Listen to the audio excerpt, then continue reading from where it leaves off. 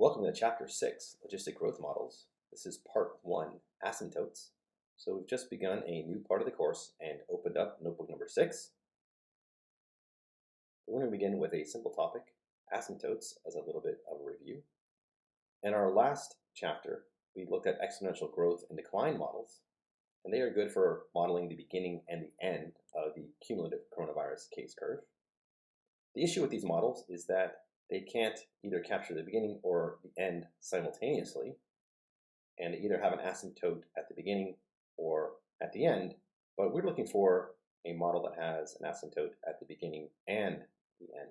So we're looking for that kind of model, and we will get that with this logistic growth model. So we'll have asymptotes on both ends. So a review over what asymptotes are. Simply the limit of a function's value as its input approaches some number. Let's get started and look at one of the simplest asymptotic functions, 1 over x. So here I'm going to plot 1 over x as two different pieces because there's a discontinuity at 0. So we can see that as x approaches infinity, the value of y, the function value, approaches 0. And actually, as it approaches 0 from the right side, it approaches infinity over here, and then negative infinity as it approaches 0 from the left. Then it again approaches 0 as x approaches negative infinity. So while this function has multiple asymptotes, this is not the shape that we're looking for, and it has negative values, so this is not going to work. Now we'll look at a different function over here, a over b plus x squared.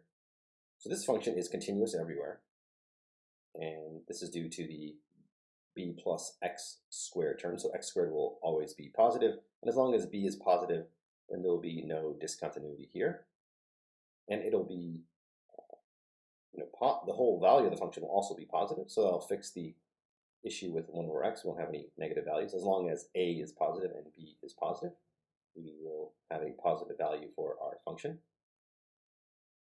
And so I've plotted two different functions with different values for the parameters a and b. Here a controls the height and b controls the steepness of the curve. You can see here that the asymptotes are 0 in either direction as we approach negative infinity or positive infinity. So this is not the shape of the coronavirus cumulative curve.